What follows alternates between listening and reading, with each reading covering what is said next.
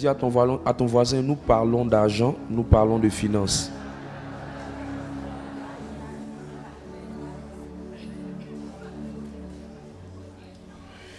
Il faut être intéressé à la pauvreté pour ne pas être ici.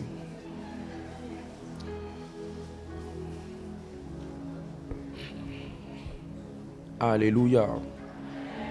Alors le thème sur lequel nous allons développer les 3 jours, c'est comment dominer la crise financière. Comment dominer en cas de crise financière. Comment dominer en cas de crise financière. Je prie que le Saint-Esprit nous aide à parler de sa part. Et que ton voisin comprenne la parole de Dieu sans difficulté. Alors, c'est quoi une crise financière? Lorsque nous parlons de crise financière, nous parlons de d'une situation de difficulté financière. La première approche d'une crise financière, c'est une situation de difficulté financière. La deuxième définition de crise financière, c'est une chute brusque ou brutale, si tu veux, d'une activité financière. Donc lorsque quelqu'un est victime d'une crise financière, c'est qu'il est victime d'une difficulté ou des difficultés financières. Lorsque quelqu'un aussi est victime d'une crise financière, c'est qu'il expérimente une chute brusque de ses activités ou de ses sources de revenus. La troisième définition que nous donnons à la crise financière, c'est une situation dans laquelle vous vous retrouvez avec des dettes financières. Et je prie que quelqu'un ici sorte des dettes au cours de ces 3 jours. Que ton année 2025 soit une année zéro dette. Je dis zéro dette.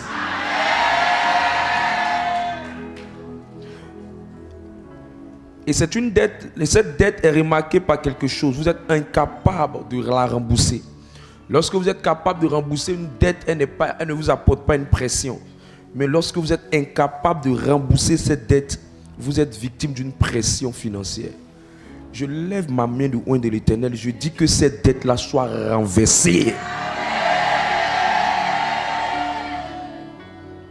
Lorsqu'on parle de crise financière, la 4e définition, c'est une situation de manque ou d'absence d'argent.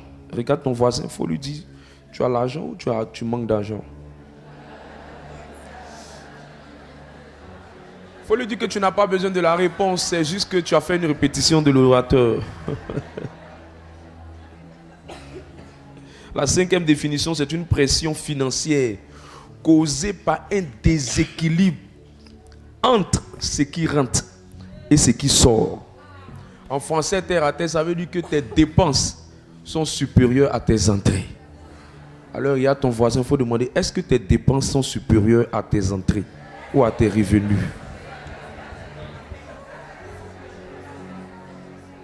Il dit quoi ton voisin? Alors si ces dépenses ne sont pas supérieures à ses entrées, il y a un autre cas de crise financière. C'est une grande insuffisance de provision financière. Une grande insuffisance de provision financière.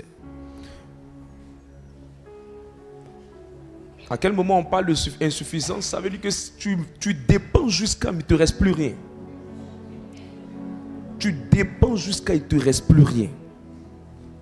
Tu dépenses jusqu'à il ne te reste plus rien. Alors que le standard de Dieu, le standard biblique d'un enfant de Dieu qui doit monter dans la prospérité, c'est d'avoir jusqu'à ce qu'il lui reste.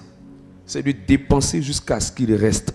Si tu dépenses et qu'il ne te reste plus rien, ça veut dire que tu es dans un cas d'insuffisance. 2 Rois, le chapitre 4, le verset 42 à 43, parle de ça dans ce texte. Je proclame la parole du Seigneur. Son serviteur répondit: comment pourrais-je en donner à 100 personnes? Mais Élisée dit: donne à ces gens et qu'ils mangent, car ainsi parle l'Éternel, on mangera et on en aura de reste. On mangera et on en aura de reste. Demande à ton voisin, c'est quand tu manges, il y a toujours reste. Est-ce que quand tu es à la maison, quand tu manges, il y a le reste? Ou bien la nourriture n'a jamais été suffisante pour toi? Alors demande à ton voisin, si ce n'est pas dans la nourriture, au moins dans tes habits, il y a du reste. S'il dit dans ses habits, il n'y a pas de reste, il faut dire bon, au moins dans tes chaussures.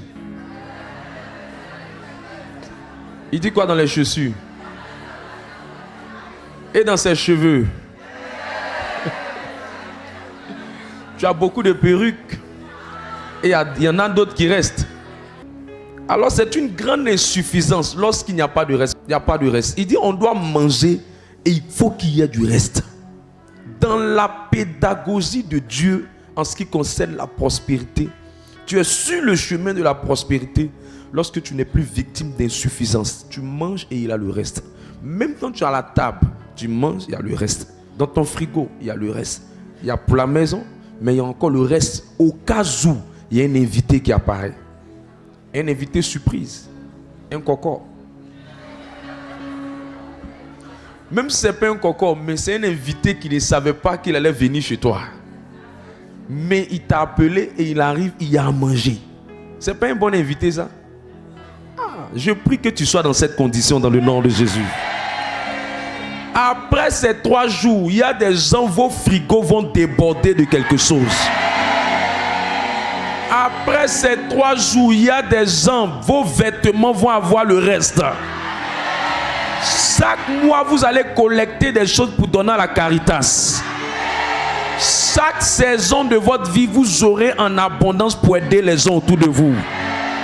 Reçois cette grâce. Une crise financière, c'est quoi? C'est un problème financier. C'est un problème financier très difficile ou éprouvant. C'est un problème financier qu'une personne rencontre qui est très difficile et c'est éprouvant. Tel que la perte d'un emploi, l'absence d'emploi, les factures médicales excessives. Donc, tu as tellement de pression de factures médicales, tu ne sais pas, tel cas est malade, tel cas est malade, tel cas est malade. Et les factures sont beaucoup devant toi. Tu ne sais pas comment régler ça. Un problème financier tel que les factures, des charges liées qui sont dans la maison. Trop de charges, factures, l'eau, courant, tout ce qui va avec ça. Demande à ton voisin, est-ce que tu es dans ce cas-là? Est-ce que ton voisin a un problème financier qu'il éprouve? La dernière définition des crises financières, c'est une situation dans laquelle se retrouve une personne dont les affaires ne prospèrent pas. Alors, durant tous ces jours-là, nous allons traiter les différentes crises financières. Je lève ma main de loin de l'Éternel et je prie que ce ne soit pas seulement un mot, une phrase, un message, mais que ce message transporte la vie de Dieu pour apporter la résurrection. Que mes mots soient transformés en des billets de banque. Que mes phrases et mes prophéties transportent le ministère angélique de la provision financière. Que la condition financière de quelqu'un change. Que le statut professionnel de quelqu'un change. Que les entraînes de quelqu'un soient élevées à ses dépenses, plus que ses dépenses. Que les problèmes financiers de quelqu'un s'arrêtent. Je dis stop à toutes ces crises. Au nom de Jésus. Genèse le chapitre 1 verset 26. Pourquoi un tel thème? Genèse le chapitre 1 verset 26. Genèse 1 le verset 26. Puis Dieu dit: faisons l'homme à notre image, selon notre ressemblance, et qu'il domine sur les poissons de la mer. Il domine sur les poissons de la mer. Sur les oiseaux du ciel. Sur les oiseaux du ciel. Sur le bétail. Sur le bétail. Sur toute la terre. Sur toute la terre. Ça veut dire simplement que la domination que nous devons exercer est sur les animaux, est sur les bétails, est sur les reptiles, est sur tout ce qui existe sur la terre, ce qui rampe, ce qui ne rampe pas, ce qui se déplace, ce qui s'envole. On doit dominer sur toutes ces choses. Tu ne peux pas être en train de dominer les poissons de la mer si toi-même tu as du mal à manger le poisson. Tu ne peux pas être en train de dominer les oiseaux du ciel si toi-même tu ne peux pas t'offrir des volailles. Tu ne peux pas être en train de dominer sur les bétails et sur tout ce qui existe sur la terre. Si toi-même tu n'arrives pas à acheter ce qui est sur cette terre, La domination dont Dieu parle sur les animaux, sur les objets et sur toutes choses, cette domination commence par la provision financière. Parce que lorsqu'il parlait de la domination sur les animaux, il n'était pas en train de nous dire qu'on allait simplement aller faire palabre avec les animaux, non. C'est simplement une métaphore pour nous expliquer qu'on va avoir l'autorité sur eux. Tu ne peux pas avoir l'autorité sur quelque chose qui toi-même t'influence, qui toi-même te domine, qui toi-même contrôle ta vie. C'est pourquoi les hommes ont créé les véhicules. C'est pourquoi les hommes ont créé les bateaux. C'est pourquoi les hommes ont créé les animaux dans le but de dominer sur tout ce qui existe. Nous avons compris que l'une des premières choses que Dieu donne à l'homme pour dominer sur toutes ces choses, c'est la provision financière. Écoute, si tu es dans la bourse, que tu n'as pas les moyens financiers pour pouvoir réaliser ce que tu dois réaliser, à un moment donné, toi et les animaux, on ne va pas vous reconnaître. Il y aura une certaine forme de confusion. Dieu nous a donné la domination sur eux parce que l'intelligence qu'il a mis en nous, on doit la développer à partir de notre approvisionnement financier.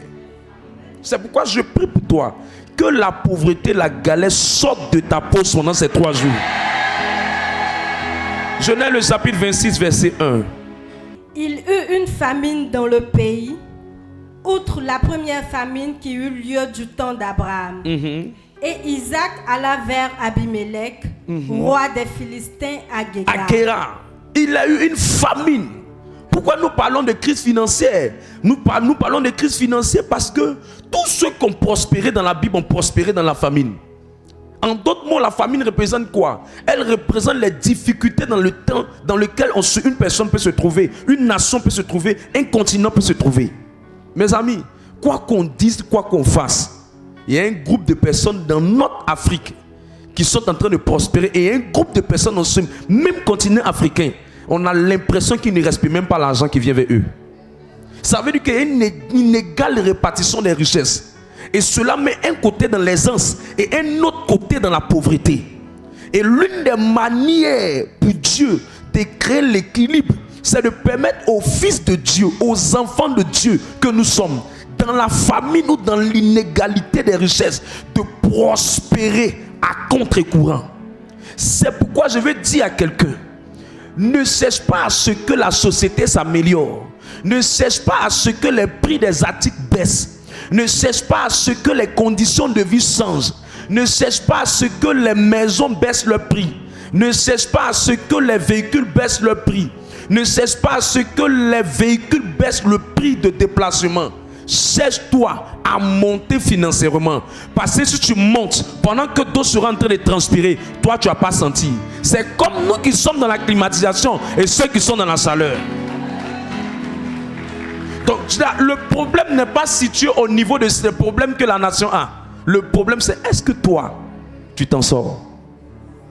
Et si Dieu ne te fait pas grâce, tu vas avoir l'impression que c'est tout le monde qui est galéré. Dis à ton voisin, c'est pas tout le monde. Hein?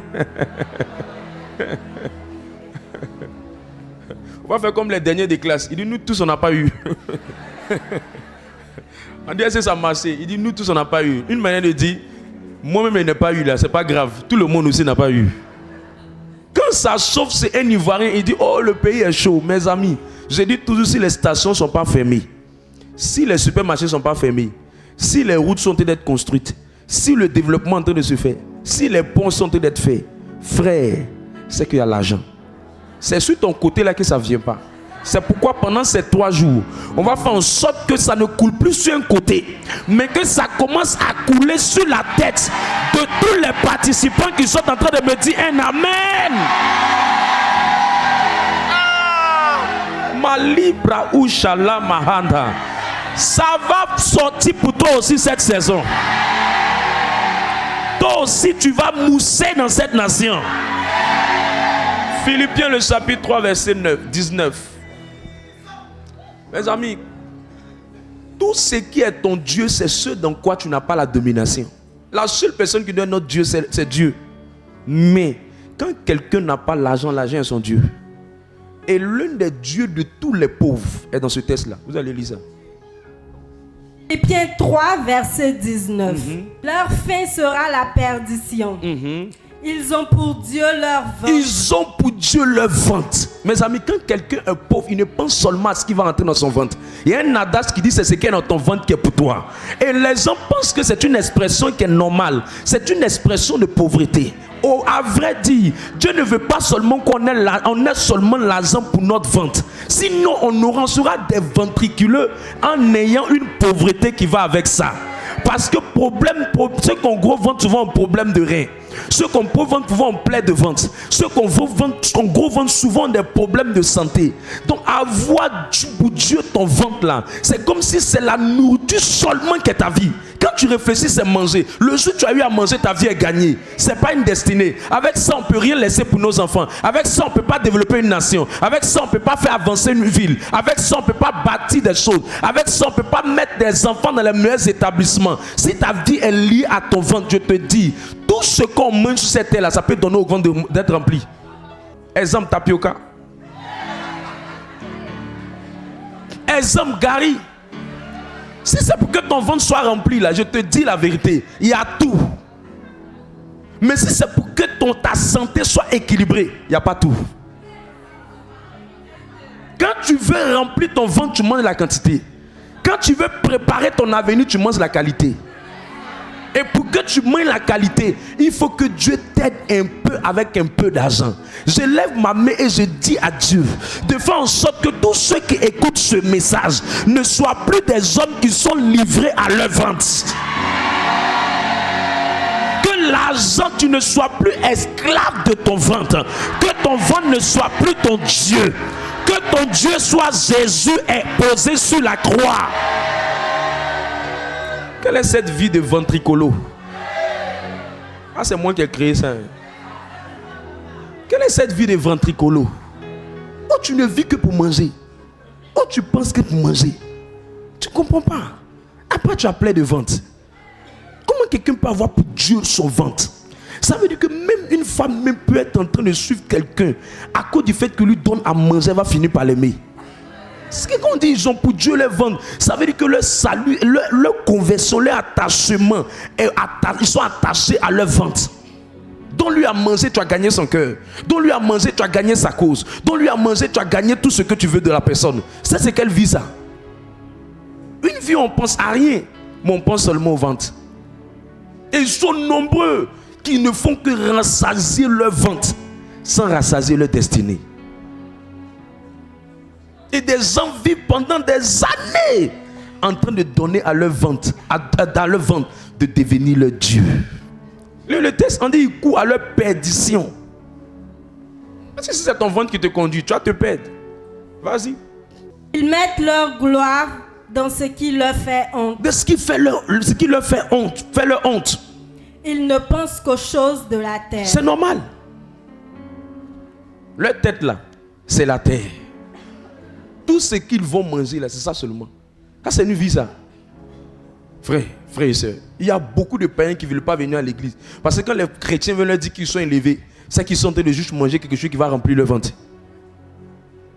Or, ce que Dieu veut pour nous, ce n'est pas son plan là. Il ne veut pas qu'on soit esclave de notre ventre. Au point où il y a des gens qui grossissent et ils pensent que grossir, ça veut dire qu'ils ont la gloire. Les gens ne savent pas qu'il y a des gens naturellement qui, dans leur sang, grossissent. Il y a des gens qui eux-mêmes, c'est quand ils sont en train d'être malades même qui grossissent. Il y a des hommes eux-mêmes, c'est parce qu'ils dorment beaucoup qui grossissent. Grossissent n'est pas le baromètre de la prospérité. Je suis désolé de vous dire, c'est pas parce que quelqu'un grossit qu'il est en train de prospérer. Je suis désolé. Ils ont pour Dieu leur ventre. Ne prends pas ta grosseur comme synonyme de prospérité. Ne prends pas le fait que ton ventre soit comme synonyme de prospérité. Je te dis que la bière fait gonfler le ventre aussi. Je te dis, Dieu veut un peuple prospère. Sinon tu ne penseras pas loin. Tu ne penseras jusqu'au bout de ton nez. Parce que tu as mangé. C'est pour ça que quelqu'un a beaucoup mangé, qu'est-ce qu'il sait ça faire? S'il a rassasié son ventre, il sait ça rassasier son bas ventre. Oui. Il fait ça rassasier son bas ventre parce que celui, il a tout eu. Celui, il a tellement tout eu que tout ce qu'il cherche maintenant, il a bien mangé, il a bien bu, il est content. Ce qu'il cherche maintenant, c'est femme maintenant pour ôter. C'est fini, c'est fini. Sa vie est gagnée. Et il dort. 20 ans le trouve dans ça, il ne devient rien. Mais je suis venu susciter au travers de ce message une autre génération. Le temps que ça prendra, l'année que ça prendra, je ne sais pas. Mais je sais qu'une nouvelle génération sera levée. La génération qui ne va pas avoir pour Dieu son ventre, mais la génération qui va laisser Dieu être le Dieu de ses finances. La génération qui ne va pas se contenter de manger, de boire, mais la génération qui va viser loin. La génération qui ne va pas penser seulement à lui et son ventre, mais la génération qui va penser aux enfants de nos enfants. La génération qui va élever une nouvelle génération. La génération qui va préparer de grandes choses. La génération des hommes d'affaires, des femmes d'affaires, des entrepreneurs, des chrétiens financiers, des bailleurs financiers, des hommes forts, des hommes extraordinaires. Je prie que cette onction-là soit sur ta vie. Je prie que cette grâce-là descende sur toi. Au nom de... Matthieu le chapitre 27, verset 57. Matthieu 27, le verset 57. Le soir étant venu, arriva un homme riche d'Arimathée, nommé Joseph, lequel était aussi disciple de Jésus. Il était aussi disciple de Jésus. Voilà quelqu'un qui ne vivait pas sur la base de son ventre. Il était riche et il était disciple de Jésus. Écoutez, on peut être un bon chrétien et puis ça va chez nous financièrement. On peut être un bon chrétien, bon même, chrétien Didi, et puis financièrement tu es à l'aise, tu es en paix, ça va, il y a l'abondance, il y a encore du plus, il y a encore du surplus. Et c'est cette génération-là qui va naître dans ces temps qui viennent. Être prospère ne veut pas dire être malhonnête. Être prospère ne veut pas dire être manqué d'intégrité, manqué de spiritualité. Le fait qu'on dise qu'il soit disciple, malgré qu'il était prospère, ça veut dire que tous ceux que vous voyez qui disent que la prospérité, leur travail les occupe, ce n'est pas des gens qui sont vraiment riches. La vraie richesse là, elle peut t'arranger même quand tu es disciple de Christ. Elle peut être conservée même quand tu es disciple de Christ. Regardez ce que cet homme là va faire dans la Bible. Allons-y. Il se rendit vers Pilate et demanda le corps de Jésus. Et Pilate ordonna de le remettre. Tranquillement. À cause d'un homme riche, le corps de Christ a quitté la croix de Golgotha pour aller dans un sépulcre. Continue le texte. Joseph prit le corps, l'enveloppa dans le seuil blanc. Et le déposa dans un sépulcre neuf. Oh, en Israël, pour que tu aies un cercueil neuf, un sépulcre neuf, pour qu'on te mette dans un endroit bien propre, il fallait avoir l'argent. Et le seul qui allait vers Pilate, c'était un homme prospère. Moi, j'ai la conviction que Dieu va susciter dans ce ministère des hommes et des élites. Financièrement, ils seront bien. Spirituellement, ils seront bien. Oh Dieu, je commande que cette réalité vienne dans la vie de quelqu'un. Écoutez, Dieu m'a dit, quand tu vas venir pendant ces 3 jours, suscite au milieu de ce ministère des multimillionnaires. Mes amis, je dis des multimillionnaires. Nous ne parlons pas de l'argent de Tchongon, de Bofloto, non, d'Abaklaklo, non.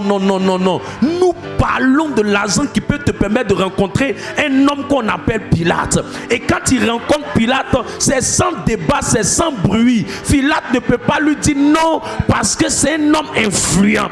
Oh Dieu, je prends appui sur l'autel de ce ministère. Oh Dieu vivant et puissant, je me tiens dans le sang de Jésus-Christ et je prie maintenant que tu suscites des hommes influents, des femmes influentes, des gens qui vont marquer leur génération, des gens qui vont passer à la télévision, des gens qui seront sur les panneaux publicitaires, des gens qui seront influents dans les sphères de la société, des gens qui seront une entreprise vivante, des gens qui auront un chiffre d'affaires des centaines de millions, des gens qui vont établir de grandes choses, des gens qui vont élever de grands bâtiments. Je prie que cette réalité soit avec toi. Reçois l'aide de Dieu pour cette parole. C'est toi. Que le Saint-Esprit te vienne en aide. Si c'était seulement les Paul et les Pierre qui étaient là, le col allait rester à Golgotha, là-bas, ça allait pourrir. Eux, ils parlaient en langue seulement. Ça veut dire qu'il faut des gens qui parlent en langue, c'est bien. Mais il faut aussi des gens qui ont le blé. Il y a des gens qui disent, on va rentrer dans le temps des carêmes tout à l'heure là. Il y a des gens qui vont courir. Non, chemin de croix. Je te dis, pour que le chemin de croix existe, c'est quelqu'un qui est allé. Et puis il a dit, Pilate, on voit la croix là. Pour que la croix même puisse être posée dans une paroisse, c'est le blé de quelqu'un. Sinon, on n'allait même pas savoir si c'était quoi, si c'était bois, si c'était cuillère, si c'était fourchette. Parce que pour que les textes expliquent tel que c'était, c'est quelqu'un. Pour que même on puisse dire que Jésus est ressuscité, c'est parce qu'on l'a mis dans un sépulcre. Sinon, si son corps était exposé quelque part, qu'on l'avait mis quelque part, dont on ne savait pas, on allait dire c'est quelqu'un qui est mort, mais on ne connaît pas où son corps est. Donc sa résurrection ne serait même pas justifiée. Mais il fallait qu'une personne prenne son corps. Cet homme-là a joué un rôle important. C'est lui qui a transporté la croix et pour l'amener dans un sépulcre neuf. Il a honoré notre maître. Voilà pourquoi son nom est dans la Bible. Ton nom sera dans le livre de vie cette saison. Dans ce ministère, on parlera de ton nom en disant, ce monsieur-là, il a fait quelque chose. Cette femme-là, elle a fait quelque chose. Ton merci ne finira jamais. Au nom de eux. Comment faire pour dominer dans les crises financières? 3 clés importantes et puis on part rapidement. Job, le chapitre 22, verset 28. Job 22, verset 28. À tes résolutions répondra le succès. À tes résolutions répondra le succès. Homme de Dieu, pourquoi tu as pris le tête de Job pour parler de ce que tu veux parler? Commençons à partir du verset 22 de Job. Verset 22. Reçois de sa bouche l'instruction et mets dans ton cœur ses paroles. Et mets dans ton cœur ses paroles. Verset 23. Tu seras rétabli. Tu seras rétabli. Si tu reviens au Tout-Puissant. Tu reviens au Tout-Puissant. Si tu éloignes l'iniquité de ta tente. Verset 24. Jette l'or de la poussière.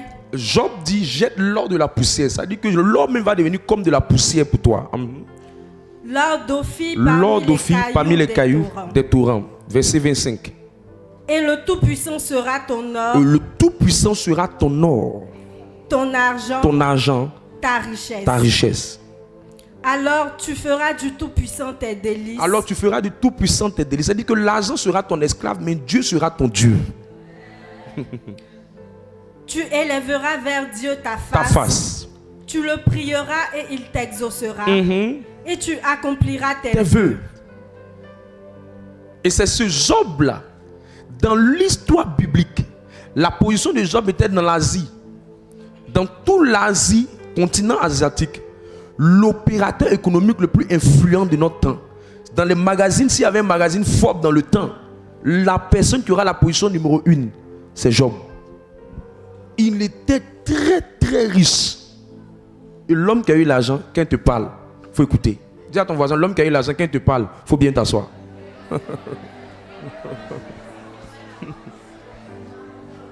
Il avait l'argent jusqu'à il avait des servantes, des serviteurs. Au nombre de 7000, il avait des bœufs, il avait tout ce qu'il fallait pour qu'un homme soit prospère. Job avait ça. Mais son intégrité envers Dieu était indiscutable. Et dans les conseils de Job, Job nous dit que quand les crises financières, parce qu'il a connu une crise financière, il a eu une pression, et l'histoire de Job nous en démontre. Job a connu des difficultés dans sa marche avec le Seigneur. Et Job dit que pour sortir des crises financières, l'une des clés numéro 1, il faut être un homme qui prend des résolutions. L'une des clés numéro 1, il faut être une personne qui prend des résolutions. Alors la première clé, c'est prendre des résolutions ou des décisions. C'est pourquoi il dit dans le livre de Job 22, verset 28, il dit à tes résolutions répondra le succès. En d'autres mots, dans les périodes de difficulté, dans les périodes où les batailles viendront, ou même si les batailles ne sont pas encore venues, pour que tu puisses les contrecarrer, les dominer, l'une des choses qui va te faire prospérer dans ces moments-là, ou quand ces moments veulent venir, ou si elle veut s'élever, l'une des choses qui va te faire emprunter le chemin de la prospérité malgré les difficultés, c'est le chemin de la résolution. La résolution. Parce que la qualité de tes résolutions détermine la qualité de ta prospérité. Plusieurs personnes ont des souhaits, ont des vœux, mais n'ont pas de résolution. Personne ne peut changer sa condition. Si elle était calamiteuse, captive, bizarre, difficile, si elle ne prend pas de résolution. Les résolutions sont juste la décision que tu prends après avoir observé les problèmes que tu rencontres. Beaucoup de personnes ont vu des problèmes dans leur vie. Ils ont observé ce qui a créé ces problèmes. Ils ont jeté la pierre sur les autres au lieu de prendre des décisions, au lieu de prendre des résolutions. Et quelqu'un qui ne prend pas de résolution n'aura jamais une lumière qui viendra. Parce que c'est la somme de tes décisions qui détermine le pouvoir de ton succès. Il y a beaucoup de chrétiens qui tchatchent, mais il y a peu de chrétiens qui sont des hommes de résolution.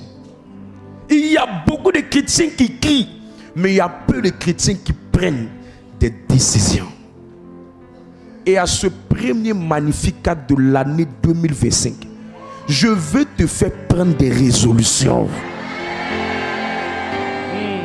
Tous ceux qui sortent des crises financières, des problèmes, des difficultés financières, des batailles financières, il y a toujours une erreur qu'elles ont fait. Il y a toujours un mauvais pas qu'elles ont fait. Il y a toujours un mauvais choix qu'elles ont fait. Ce qu'il faut cesser à faire, c'est de tirer la leçon en prenant des résolutions.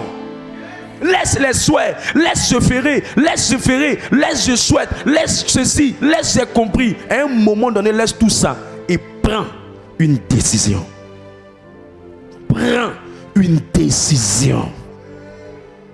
Si tu ne prends pas de résolution, la vie sera hasardeuse pour toi. Parce que le succès est le partage, le succès dans les affaires, le succès dans le ministère, le succès dans ton service, le succès dans ta carrière, le succès dans tout ce que tu entreprends. Ce n'est que le résultat d'une décision que tu as prise. Les bavardages ne servent à rien. Ce sont les résolutions qui justifient que ce que tu as vécu, tu as tiré des leçons. Demande à ton voisin, est-ce que 2024 t'a donné une leçon?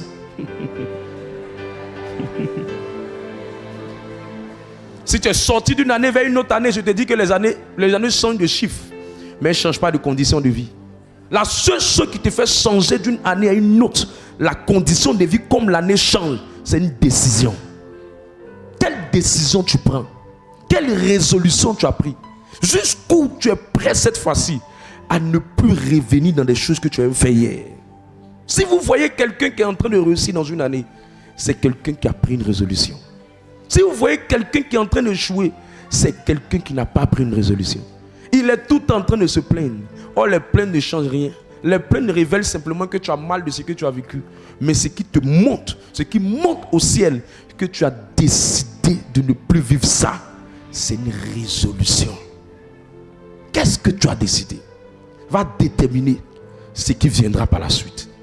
Oh, le hasard n'existe pas dans la masse avec le Seigneur. Si vous voulez voir de nouvelles choses, prenez de bonnes décisions. Prenez de bonnes décisions. Je lève ma main et je prie pour quelqu'un ici. Que le Seigneur l'aide à prendre une bonne décision.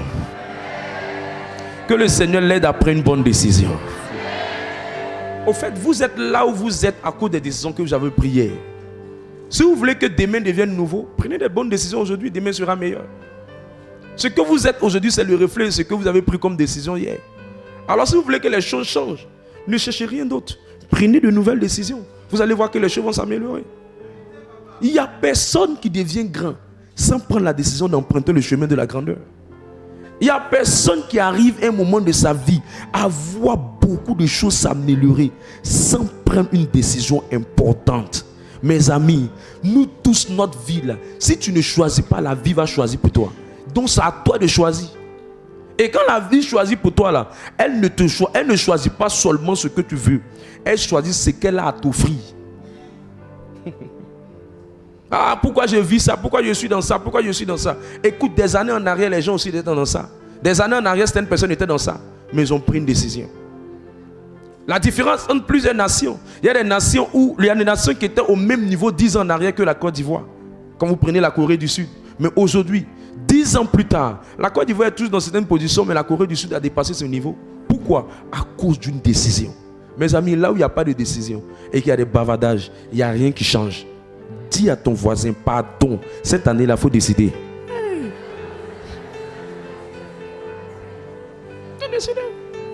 Chaque année, c'est mon année. Chaque année, c'est mon année. C'est mon année, c'est mon année, c'est mon année. Tu vois, les difficultés là viennent, elles viendront toujours dans l'année.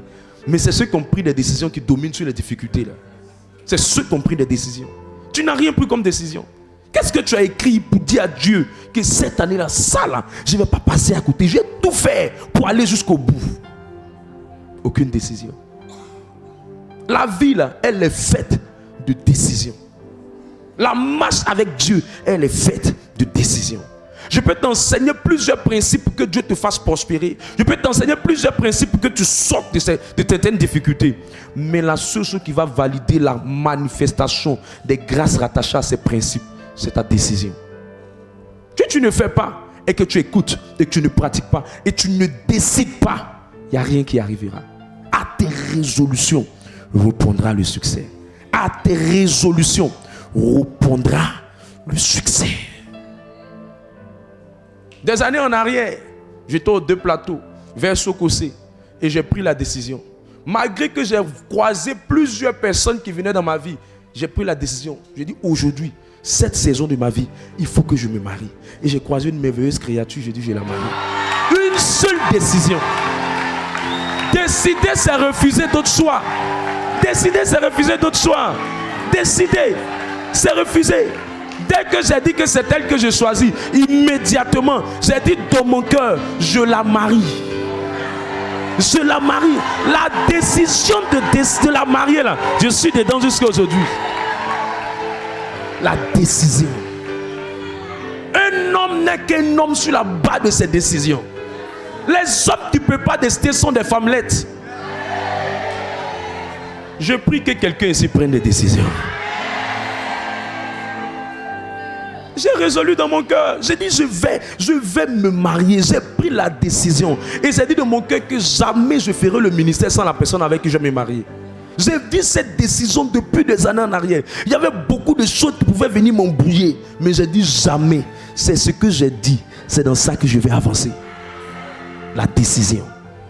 J'ai pris la décision qu'à tel âge, dans l'intervalle de tel âge à tel âge, il faut que je me marie. Quand l'intervalle a commencé à se rapprocher, j'ai pris la ferme résolution que je ne changerai pas ce que j'ai décidé. Je suis allé au bout dans cet intervalle, je me suis marié. Les hommes résolus sont des hommes de succès.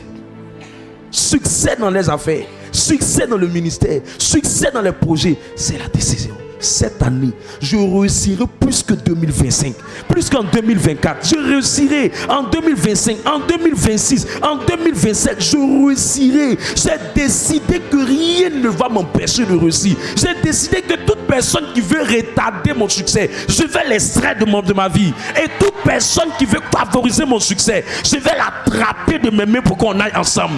Parce que je n'ai pas le choix. C'est qu'un homme qui décide, cette décision conditionne sa vie. Si je rate ce que j'ai décidé, je raterai ce que Dieu veut faire au bout de ma décision. Ton problème, c'est que tu ne décides pas.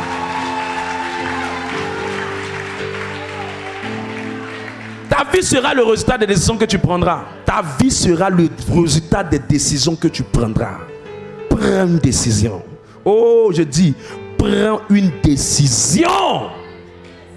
J'ai dit, je ne serai pas un homme de Dieu médiocre. Je ne serai pas un homme de Dieu mendiant. Je ne serai pas un homme de Dieu bizarre. Je ne ferai pas le ministère comme les autres le font. Je ferai un ministère excellent. Je ferai un ministère qui donne envie. Je donnerai envie aux gens de servir Dieu. Je suis dans cette décision et je continue dans cette décision.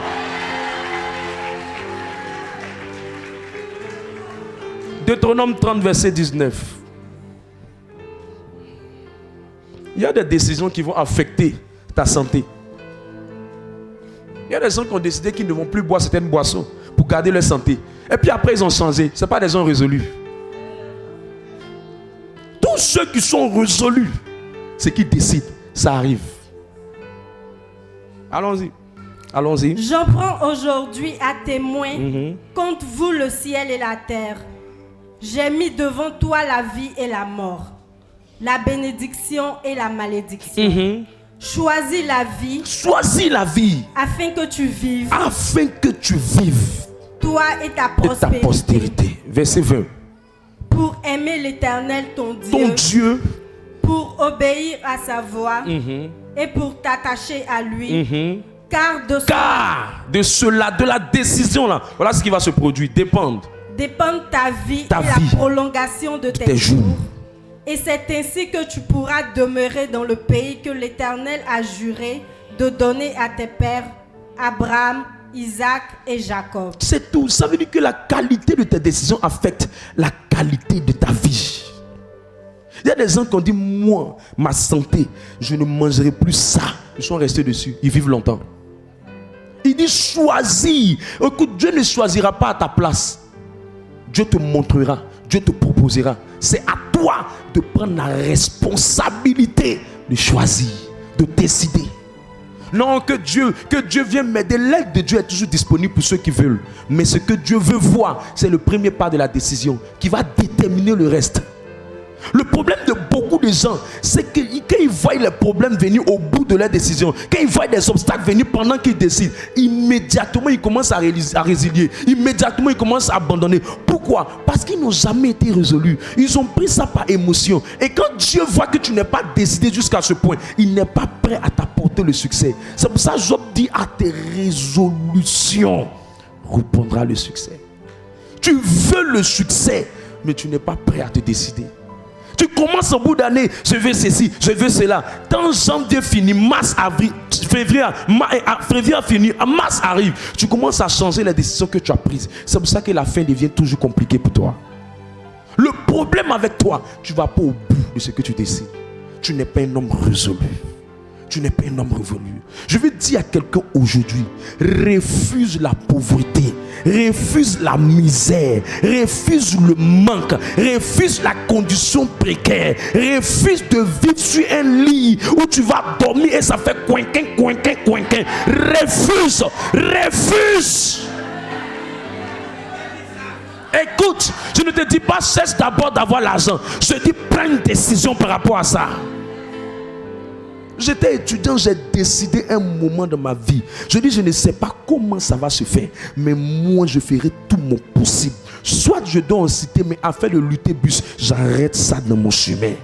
J'ai pris la décision, je ne savais pas comment, mais j'ai compris une chose. Quand quelqu'un décide, quand quelqu'un veut, Dieu le soutient. Tu n'as jamais rien décidé. Tu vas, après tu arrêtes, tu changes, tu mets sur les gens. Ce sont les gens qui font. C'est pour ça que moi, quand je vois quelque chose m'arrive, ou un événement m'arrive, ou quelque chose arrive, je comprends que c'est une décision qui a fait que je suis arrivé à ça. Parce que toute décision est le résultat de quelque chose qui t'arrive. Quand je vois les choses qui m'arrivent, la première chose que je commence à voir dans mon cœur, la première chose, c'est parce que j'ai autorisé ça que j'ai eu ça. C'est parce que je n'ai pas assez prié que j'ai eu ça. C'est parce que je n'ai pas assez fait ça que j'ai eu ça. C'est parce que j'ai donné un peu, donné temps à tout ça que j'ai. Je mets d'abord la cause sur moi. Je me culpabilise moi-même. Je m'accuse moi-même. Je me remets en cause moi-même avant de commencer à mettre la pierre sur les autres. Et quand je me remets en cause, je prends la bonne décision. Mais quand je commence à mettre la pierre sur les autres, je ne prends pas la bonne décision. Parce qu'un homme de décision ne voit pas d'abord le problème chez les autres. Il voit d'abord le problème chez lui. Et pendant qu'il pense comment faire pour ne plus jamais donner l'occasion à quelqu'un d'avoir accès à lui, c'est en ce moment que Dieu l'aide à prendre une bonne décision. Quelqu'un te parle mal, c'est pas parce qu'il veut te parler mal, c'est parce que tu l'as laissé entrer dans ton 6 mètres. C'est pas parce qu'il voulait te parler mal, c'est parce que tu as pris la décision de le laisser entrer dans certaines choses de toi. Quelqu'un se comporte mal avec toi, c'est pas parce qu'il veut se comporter mal, c'est parce qu'il y a une décision que tu as prise, qui lui a donné accès à toi, qui l'a autorisé à faire certaines choses. La manière dont les choses t'arrivent sont fonction des décisions que tu as prises. Si tu changes la décision et tu améliores ce que tu faisais, tu vas voir que le comportement que tu ne voulais plus voir va changer. Je prie que Dieu te donne de prendre des décisions. La qualité de tes décisions influence la qualité de ta destination. Tous ceux qui sont résolus, ils voient au bout de leur vie ce pourquoi ils étaient résolus. Écoutez, si vous dites que vous voulez rencontrer une autre personnalité, peu importe le temps que ça mettra, vous allez rencontrer cette personne. Si seulement vous êtes résolu. Je me dis, une année de ma vie, j'ai dit, je voulais rencontrer quelqu'un. Je posais 1001 questions à Dieu. Dieu m'a rien pour donner comme réponse. J'ai dit, je vais croiser cette personne. 5 ans plus tard, me voici, je suis en train de monter dans un ascenseur. Voilà, je suis dans l'ascenseur. Voilà la personnalité de l'ascenseur.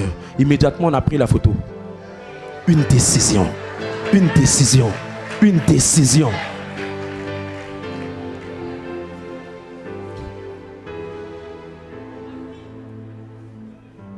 Je prie que Dieu donne à quelqu'un de prendre une décision. Les hommes de décision sont des hommes, même quand il y a la maladie, il y a le blocage, il y a les obstacles, ils disent, je ne vais pas arrêter, je ne change pas, je suis dedans. Ils sont fermes. Ils sont fermes. Ça n'a pas marché, il dit, je suis ferme. Ça n'a pas, je suis ferme. Ils vont jusqu'au bout. Rien ne les arrête. Rien ne les convainc, rien ne les ébranle. Ils tombent, ils pleurent, ils se lèvent, ils bougent. Mais les hommes qui n'ont pas de résolution, dès qu'un obstacle vient, une pression vient, immédiatement ils sont découragés, ils abandonnent. Dis à ton voisin, tu n'es pas vraiment décidé. Alors je vais dire à quelqu'un, tu as 4 décisions importantes que tu dois prendre si tu veux sortir des crises financières. La première décision, décide de grandir dans la vie de prière. Décide de grandir dans ta vie de prière. Cette année, si tu veux que certains obstacles te lâchent, je dis, décide de grandir dans ta vie de prière. Tu ne peux pas avoir une destinée d'éléphant et avoir une vie de prière de moustique. Oui. La qualité de votre investissement dans le spirituel détermine ce que le spirituel peut vous donner. Dieu ne peut pas vous donner au-delà de combien de fois vous avez investi dans la prière en lui. C'est le Dieu que vous rencontrez qui vous visite. C'est le Dieu que vous connaissez dans la prière qui vous accompagne dans vos projets. Beaucoup de personnes disent que j'ai prié, ça n'a pas marché. C'est pas au fait la prière n'amène pas Dieu comme un pompier. C'est la vie de prière qui maintient Dieu. Job était un homme de prière. Je lève ma main de loin et je prie que la vie de prière de quelqu'un monte. Et l'une des plus grandes décisions que vous prenez dans votre vie de prière, c'est la décision de prier à la porte de la journée, que j'appelle la prémisse de la journée. La décision de prier à 7 heures. 7 heures. Avant 7 heures du matin, il faut que chaque jour tu sois debout. J'ai dit quoi? Avant 7 heures du matin, il faut que chaque jour tu sois debout. Si tu n'es pas un homme qui est résolu, tu ne pourras pas. Parce que mes amis, on ne prie pas parce qu'on a envie. On prie parce que c'est important. On ne prie pas parce qu'on veut toujours. On prie parce que c'est nécessaire. Et les hommes de prière sont debout chaque jour à l'aurore. Les hommes de prière sont debout à l'aurore. Si tu peux lever un hôtel de prière chaque matin avant 7 heures du matin, si tu peux faire ça, il y a beaucoup de choses que tu vas voir s'accomplir. Pourquoi? Parce que le monde spirituel, la porte de 4 heures du matin à 6 heures du matin, c'est la porte d'exécution des plans de Dieu. C'est la porte de destruction des plans du diable. Job, le chapitre 38, verset 12. Tu ne peux pas dormir comme Placali tous les jours sans te lever le matin. Et tu veux que ta vie soit meilleure. C'est pour ça que tu es en train de faire toujours les travails bizarres. Travail de Bella, travail de ceci, travail de cela. Travail où tu ne dors pas bien, travail où tu es fatigué, travail où tu es malade, travail où tu ne vois pas tes enfants, travail où tu ne vois pas la télévision te regarde, travail où tu n'es pas en paix, travail où tu n'es pas à l'aise, travail où tu ne manges pas bien, travail où tu es toujours malade. Parce que tu n'as pas dominé dans le spirituel. Alors la vie ne peut pas te donner ce qu'elle a de meilleur pour toi. J'ai dit et je répète toujours, un homme qui n'est pas puissant dans la prière, je dis tout ce qu'il recevra c'est juste pour un temps, mais jamais longtemps. Parce que ce que le spirituel t'a pas donné, si la terre a mis ça dans tes mains, elle mettra dans tes mains jusqu'au jour où tu ne pourras plus tenir ça. Et le jour où tu ne peux plus tenir, c'est le jour où Dieu ne peut plus tenir ça pour toi. Lis le Montès. Depuis que tu existes, as-tu commandé au matin? As-tu montré sa place à l'aurore? Il parle à l'aurore. Job dit l'aurore. Dis-moi, toi, tu fais quoi à cette heure-là? Tu causes par message? Tu es sur WhatsApp? Tu es en train de discuter? Tu es en train d'échanger? qu'est-ce que tu fais à cette heure? Et Job qui nous a conseillé ça, nous dit que c'est le moment où on commande. Commander veut dire donner des ordres. Commander veut dire appeler à l'existence. Commander veut dire façonner les choses. Il y a des gens qui disent non, moi ma journée c'est comme ci, c'est comme ça. Aujourd'hui ma journée est bien, demain ma journée n'est pas bien. Aujourd'hui ma journée est bonheur, demain ma journée est malheur. Mon pied gauche a cogné, c'est bonheur. Mon pied droit a cogné, c'est malheur. Écoute, arrête-moi ces superstitions. Arrête-moi ce langage de criquet. Prends le langage de commandement. Le commandement, la planification se fait à la porte de la journée, à partir de 4h jusqu'à 5h, 6h. Cette porte-là, quand tu te lèves pour prier, tu commandes, tu façonnes, tu changes les choses. Est-ce que c'est moi qui l'ai dit? Continue le test. Pour qu'elle saisisse les extrémités de la terre. Elle va saisir les extrémités. L'extrémité nord, l'extrémité sud, les différentes extrémités. Elle va les saisir. Qu'est-ce qu'elle va faire? Et que les méchants en soient secoués. Et tout ce que les sorciers ont planifié de faire à minuit, à cette heure-là, les extrémités de la terre, parce que tu pries, il y a un ange qui attrape les extrémités et puis il désactive ce qu'ils ont fait. Il secoue le projet, il secoue le plan. C'est pas moi, c'est la Bible. Ah, je vois quelqu'un qui dit non, je fais mes affaires, je suis toujours occupé, je sors. Laisse-le ne pas se lever à 5 heures. C'est une question de temps. Verset 14. Pour que la terre se transforme comme l'argile qui reçoit. Se transforme comme l'argile, ça veut dire quoi? Ça veut dire que ce qui se fait sur la terre, c'est pas planifié, c'est pas programmé. Les gens disent non, nous on est là comme ça, que la vie est déjà programmée, Dieu a déjà tout écrit, c'est déjà là, faut t'élever seulement. Ce que Dieu a dit, c'est ce qui va se faire. Mensonge! La Bible dit que la terre est comme de l'argile. L'argile veut dire elle est malléable. Si tu veux la transformer en bonheur, tu peux la transformer en bonheur. Tu veux la transformer en gloire, tu peux la transformer en gloire. Elle est fonction de comment est-ce que tu te lèves le matin pour déclarer, pour décréter, pour détruire, pour annoncer, pour prophétiser, pour relâcher. Elle est fonction de ce que tu dis. Continue. Et qu'elle soit parée comme d'un vêtement. Elle soit parée, c'est-à-dire que la terre devient comme un argile. La terre devient comme un vêtement. Tu couds ça à ta forme, à ta manière. Tu lui donnes la forme qu'il faut.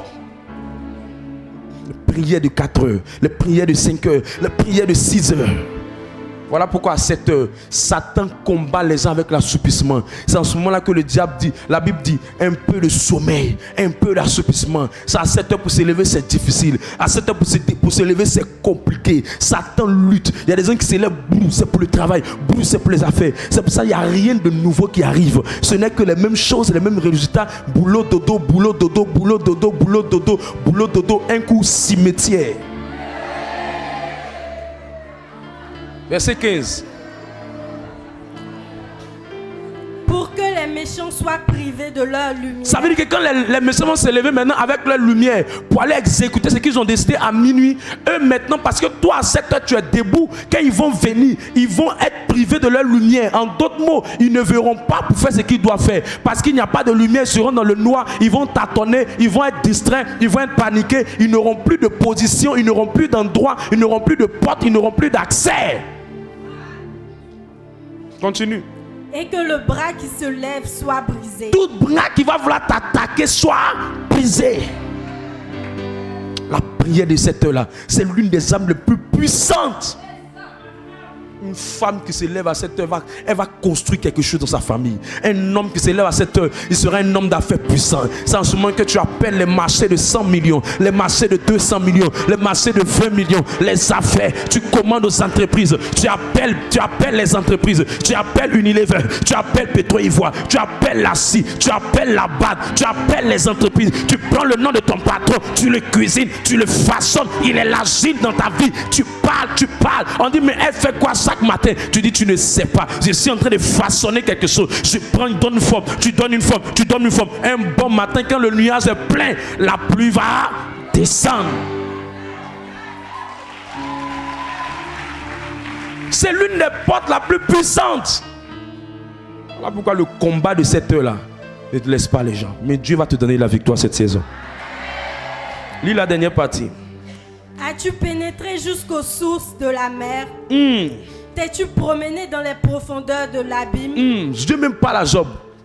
Les portes de la mort t'ont-elles été ouvertes? Ouverte. As-tu vu les portes de l'ombre de la mort? Il dit à Job, quand tu es debout à cette heure-là, si tu étais là, Satan n'allait pas se lever pour aller gâter tes affaires, tuer tes enfants, mélanger tes choses, mélanger ta vie. Job est en train de nous expliquer au travers de ce test-là que ce qui a donné accès à Satan, vous savez que Job, le jour où le diable a attaqué Job, en une seule journée, il a détruit tout ce qu'il faisait. Pourquoi? Parce que ce jour-là, Job n'avait pas eu la capacité de se lever très tôt le matin. Ça veut dire que cette porte-là, elle est très spirituelle. Et Job n'était pas présent. Job était absent. Depuis ce jour, Job maintenant va tirer la leçon. Quand Job est en train de se plaindre de Job 3 jusqu'à ce qu'il arrive à le verset 38, il est en train de se plaindre pour dire: Dieu, pourquoi ces choses m'arrivent? J'étais saint, j'étais pur, j'ai fait tout ce qu'il doit faire. Dieu lui dit: Job, tu n'as pas pu te lever le matin pour commander. Moi, je t'ai déjà donné le pouvoir, la vie et la mort sont sur ta bouche. C'est toi de décider d'utiliser ça. Tu n'as pas utilisé. Tu veux que je fasse quoi?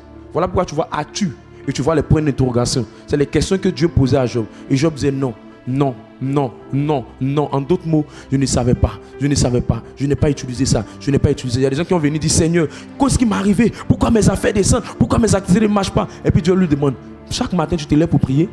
Seigneur, de temps en temps, quand je fais de temps en temps, dis voilà ça, ta vie est une vie de temps en temps. Je prie que quelqu'un ici reçoive la force de la prière. Celui qui me dit un amen, sa vie aura cette autorité.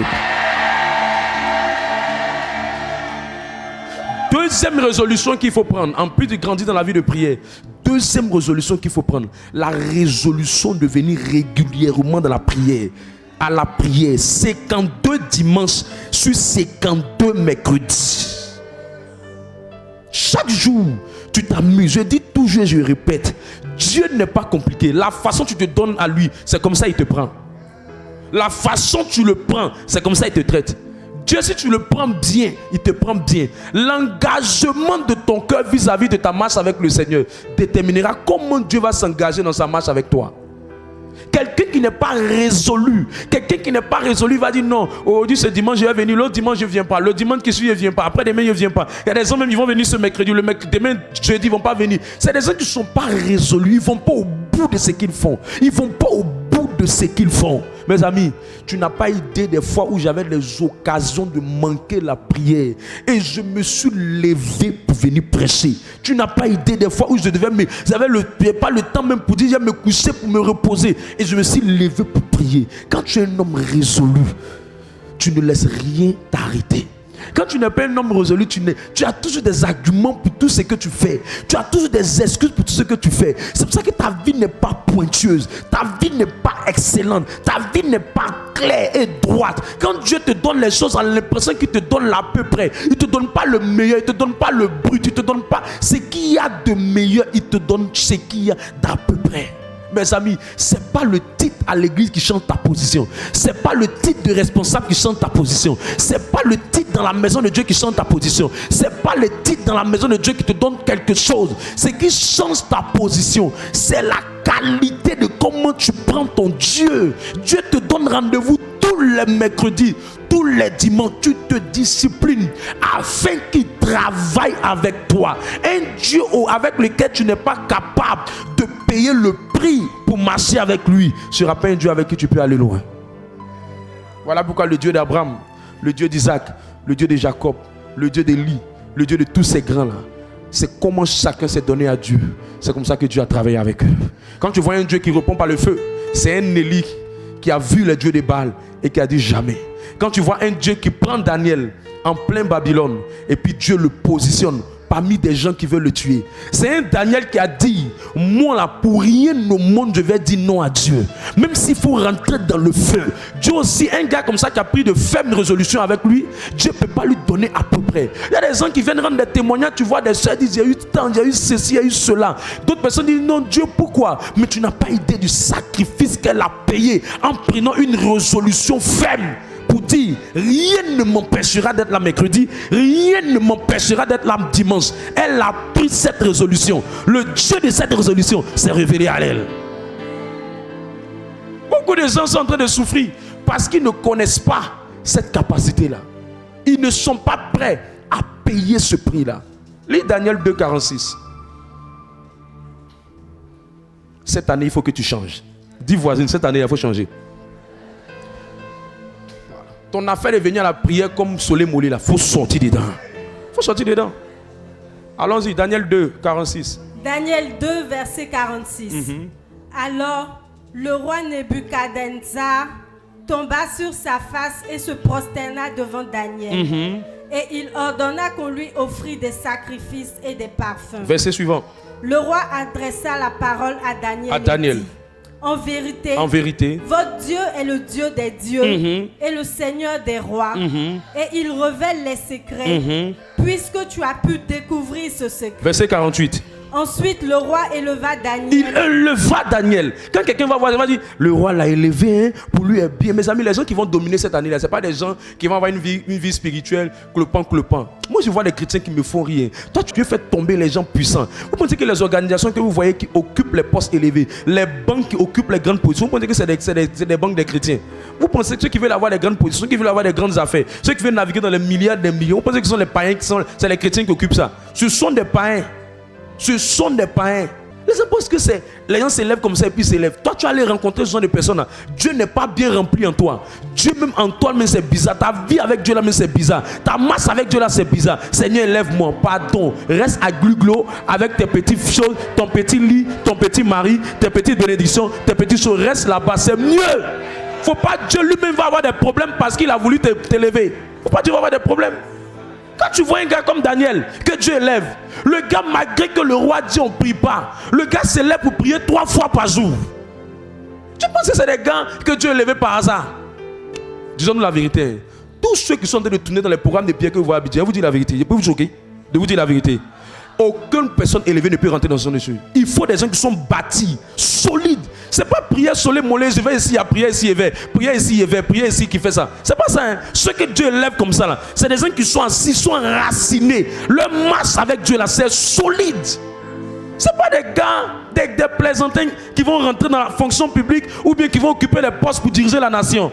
Arrêtez-moi ça. Quand un chrétien, ses fondations ne sont pas solides, quand il prend les positions, il ne fait rien de bon. C'est pour ça que Dieu préfère donner aux païens. Pourquoi? Parce que quand ils donnent aux païens, là, eux, ils sont résolus. C'est vous, vous êtes à peu près. Dieu est miséricorde, il faut avoir pitié, ma maison est loin. C'est si le gars, il s'en fait son fétiche là, il fait ça bien. Coucou, bakou, coucou, coucou, coucou. Il fait ça bien. Il mange ce qu'il doit manger. Il se lave avec ce qu'il doit se laver. Et puis il rentre, il n'a pas peur. Mais tu vois les chrétiens. Aujourd'hui, les chrétiens, demain n'est pas chrétien. Après, les chrétiens ne peuvent pas dominer. Mais cette saison, si tu manges le rouleau qu'il m'a donné, la domination va s'asseoir dans ce ministère.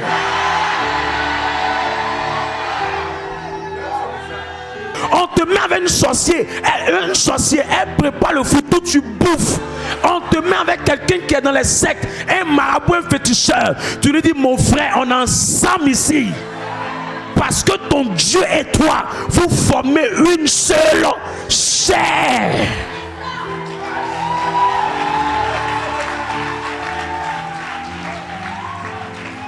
Tous les chrétiens poulets mouillés. Dieu nous a aidés un peu. On a pressé à la baie, on a vu plein de gens qui sont riches. On a pressé dans des endroits, on a vu des gens élevés. Mes amis, les gars là, franchement, je vous dis la vérité. Les gars là sont en médicaments.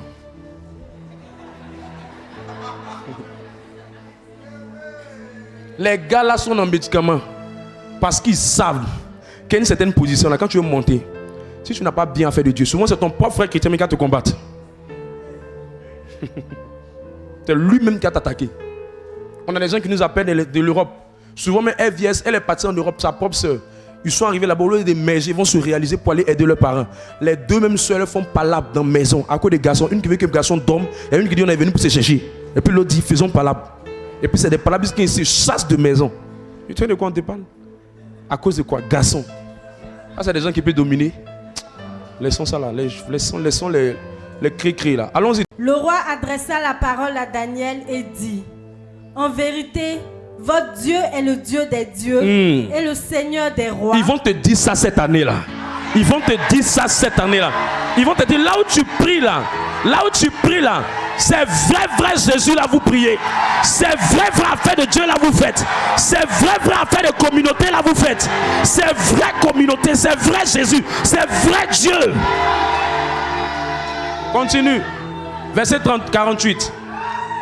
Ensuite, le roi éleva Daniel et lui fit de nombreux et riches présents. Il lui donna le commandement de toute la province de Babylone et l'établit chef suprême de tous les sages de Babylone. Je vous en supplie, tous ceux qui veulent dominer cette année, laissez, je vous conduis. Laissez, je vous conduis.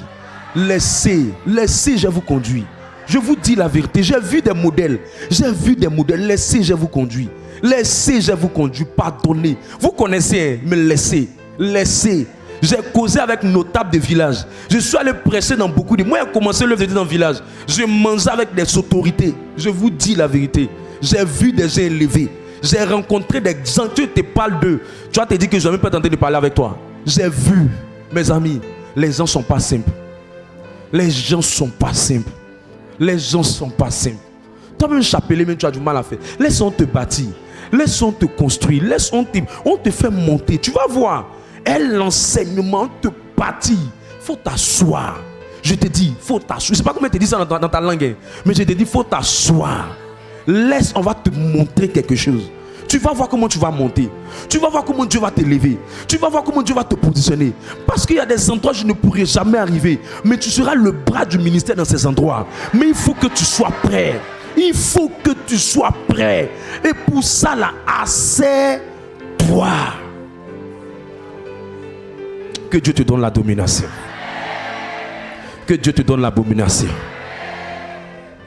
Dernière chose pour aujourd'hui. Dis à Dieu de transformer ton cœur et tes habitudes.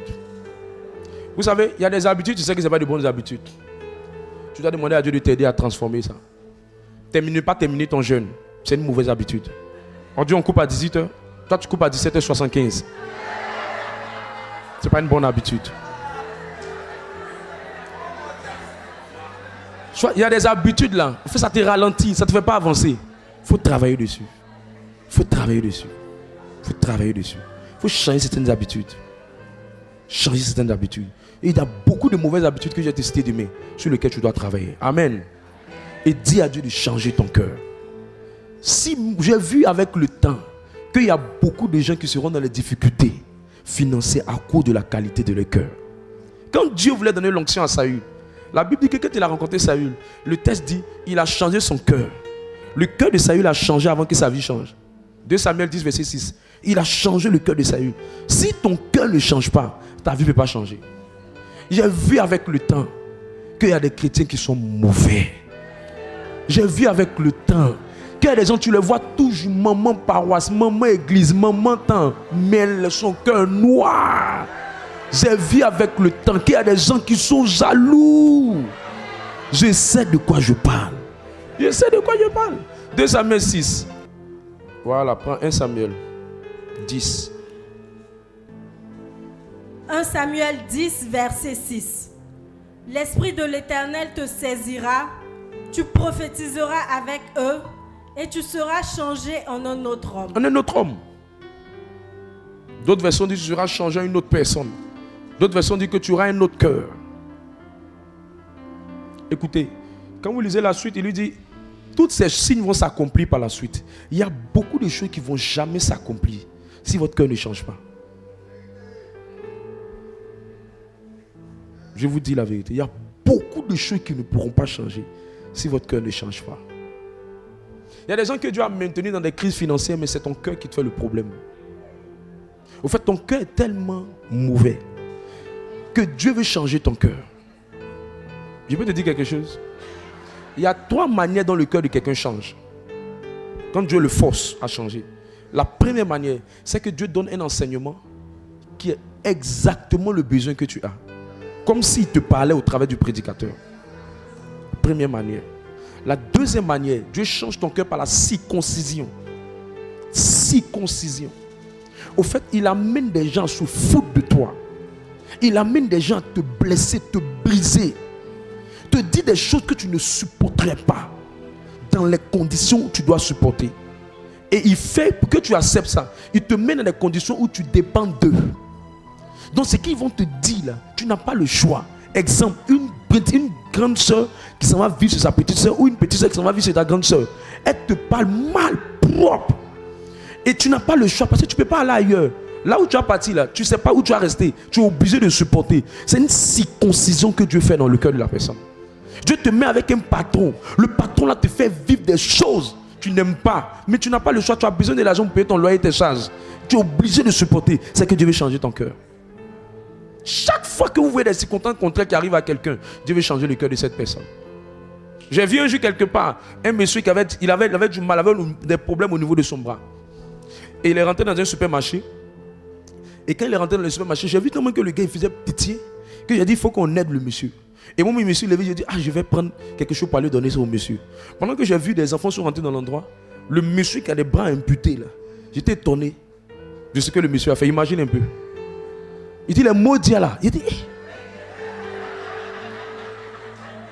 quand j'ai tourné, j'ai dit mais qui a dit les maudits là? On me dit que c'est le gars, son bras est amputé là. Tes deux bras sont amputés là. C'est lui qui a dit les maudits. Et il sait comment il va faire pour taper les enfants. Quand j'ai vu ça, mes amis, franchement, il a dit la vérité. Il dit la vérité.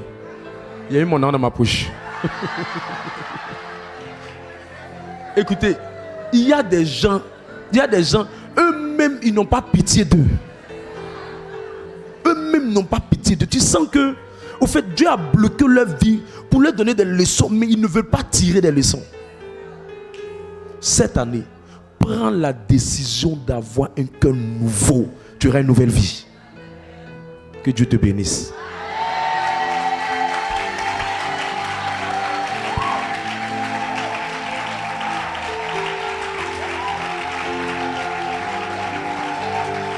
Nous allons nous tenir debout.